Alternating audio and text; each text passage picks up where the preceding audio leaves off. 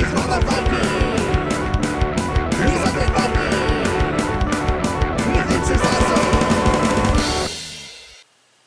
everybody, it's me, Undead Viking. I want to take some time out of your day to talk to you about this game. It's called Sun, Moon, or Stars. It's in like the last week or so. It's on Kickstarter from Minion Games.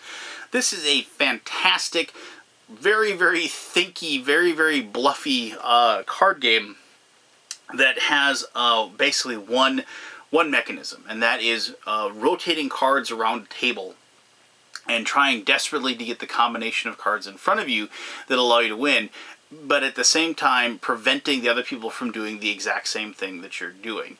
It is not so much just playing the cards that you have, the action cards you have, but it is discerning what the other people are trying to do while trying to also hide what it is you're trying to do as well. It might be a little tough for you to understand, but let me show you how Sun, Moon, or Stars is played, and I think you'll have a really good idea of what I'm getting at there. And then we'll come back here as always, and I'll talk a little bit more about why I'm really enjoying this game. Alright, cool. This is a 4-player game of Sun, Moon, and Stars. It can handle up to 6 and as few as 2. I've just gone ahead and set up a 4-player game because this is the number of players I've mostly played this game with. However, the game is excellent with any number. So at the beginning of the game, each person is going to get one of these totem cards. It's going to tell them what they need to win. They're going to get an action card, which is the first action card they get, but they will be drawing more of them as the game progresses. And you will be placing 3 of the 4 players will get one of these celestial objects, the moon, the stars, or the sun, and they'll be placed next to their totem card. Now, it should be noted that the totem cards are not revealed normally. They have a back like this, and so that is hidden from the other players. I've got them face up just so you can see what they look like. The same goes for the action cards. You don't know what action cards they have. So just keep that in mind as I show you how to play. After this has all been dealt out, the person to the left of the dealer, the owl was the dealer in this situation, then draws a card. So the deer is going to draw a card, and they are going to choose one of their 2 action cards to play. You can't not pick an action card. You have to do one. Now, how do you win? Well, there's 2 ways you can win. You can win if you ever have the celestial objects listed on your totem in front of you after all of the actions of the action card have taken place. And that doesn't have to be on your turn. It could very well be on your turn, but somebody else could inadvertently cause you to win. So if the deer ever has the sun and the stars, these 2 cards, in front of them, next, because the cards have been moved to that location, at the end, after all the action of the action card played has been done, they would win the game. So let's go ahead and place those back like so. And so also the other way you can win, and this is the way the serpent wins.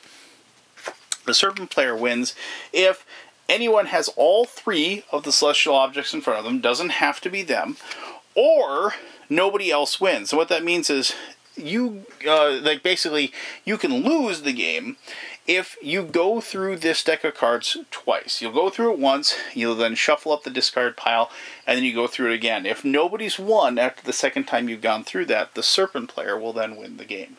So to take your actions, like we drew another card for the deer here. They have Owl Dreaming and Wolf Howling, and there's some iconography on there, but also it spells out exactly what happens. So you can see, so if they played the Owl Dreaming card, what they would do is they move the stars to the sun, like so, stars to sun, and then sun moves on. And so then you take the sun and you move it over to there. Just like that. And now, and so you've gone ahead and processed that. And if somehow, there was the 2 of them, somehow somehow the sun ended up over here because of the action card you played, the owl player would then turn over their card and say, "Thank you very much, you just won the game for me because now I have the moon and the sun in front of me." Optionally, they had the Wolf Howling card, and that has, as you can see, sun to moon, and then moon moves on. So the sun, we go over here to the moon, and then the moon moves on and puts in front of the deer. Now, unfortunately, let's just say they played that card, so let's go there. The deer didn't have any good cards that were moving either the sun or the stars into their spot. However, this could be a very smart play for the deer, because once you've played the game, you know what the winning combination is for each player. You have to start watching what each person is moving to their spot or trying to get into their location. And if you buy into the idea, like if you were like the serpent player, and you bought into the idea that, you know, the deer wanted the moon on them, he might be thinking they're the owl or the wolf might be thinking they're the owl, or the owl might be thinking they're the wolf, because of the fact that they wanted the moon in that spot. So that's like that bluff and double thinking and what have you that should be done, because they have no idea what the other card was, obviously, because these are face up like so. So after they've gone and done their turn, let's just do another one here quick. We have the wolf, which does not have anything on them. They have owl waking and deer hiding. And so the wolf needs the stars and the moon. We're going to play this one. Why? Because the moon moves on, but the stars move to the moon first. You'll notice that the moon is right there. So the first thing you're going to do with that is you're going to play this like so. The stars move on to the moon, and then the moon moves on. The wolf has half of the cards that they need to win the game at this point. And they can maybe hope that maybe for whatever reason the next player will do something that the stars will move on and then land on the wolf, and then the wolf would win the game at that point. That's how you play the game. The game is relatively quickly played, and the turns are very quick to process, but it's one of those things where there's so much more to it when you're actually playing the game, because of the fact that there's a lot of paranoia that goes on as far as, oh my gosh, do I really want to play this card and move the sun over to that guy, or do I really want to combine, you know, the moon and the stars on that particular player? What if they're the wolf? That kind of thing. And so there's a lot of fun and there's a lot of tenseness to the game, but it's also one of those where you'll always be constantly rethinking your decisions, if you will. And there's nothing better at all when somebody plays a card and gives you the win, and you're able to slowly turn over your roll card or your totem to show that they just gave you the winning combination. But let me talk more about that in my conclusion. Alright, you should have a really good idea of how to play Sun, Moon, or Stars at this point. At the end of the gameplay, I did touch a little bit as far as the reasons why I really like this game. But if I had to boil it down to maybe one or possibly two reasons why I am enjoying Sun, Moon, or Stars as much, it's two things.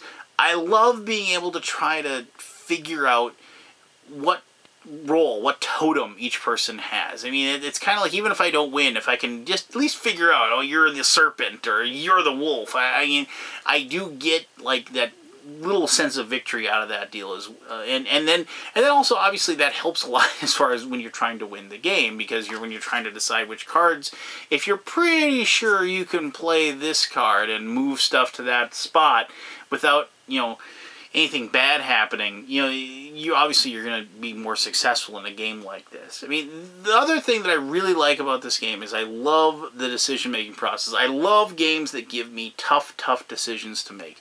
There is nothing more tense that causes more paranoia for me when I got two action cards, and neither of them are going to give me the win, obviously, but both of them, at least to me, feels like I'm going to be putting a card or putting a combination of cards in a spot that is going to give somebody the win. And I've got to pick the right one out of those two. And that is just a delicious moment of card play and game moment, if you will. Those are those like moments, those experiences that like bring me back to the table and want me to play the game again. And like I said during the gameplay, there is nothing more awesome when somebody like is sitting there and they're, alright, I'll do this one. And as soon as you see it, you're like, I just won. Thank you so much, you know, because you're moving the sun to me, and I'm the owl, so you guessed wrong, bud. You know, so, and I realize that I don't win very often, and I realize maybe a little bit of trash talk is like kind of poor sportsmanship. But this is one of those games that when you win, it actually feels like an accomplishment, and it actually, I kind of let myself revel in it a little bit. Probably because I've only won it like once or twice ever. But there you go. I mean, if you're looking for a really fun, thinky, bluffy card game, as I said, this is definitely one of those games that I think you're going to want to check out. It has the secret role, it has tough decisions, and it has a very, very simple rule set. You'll be able to teach this game to somebody in like 5 minutes or less, and you'll be up and running, and they'll be enjoying the game like crazy, like I did when I played it with my gaming group. And we've played this game a lot. So there you go. If you have any questions about Sun, Moon, or Stars, please ask away. I'll answer those to the best of my ability. As always, I really appreciate you taking the time to watch this video. And until next time, this is the Undead Viking, and I'm telling you to have yourself one heck of an awesome day. All right, bye-bye.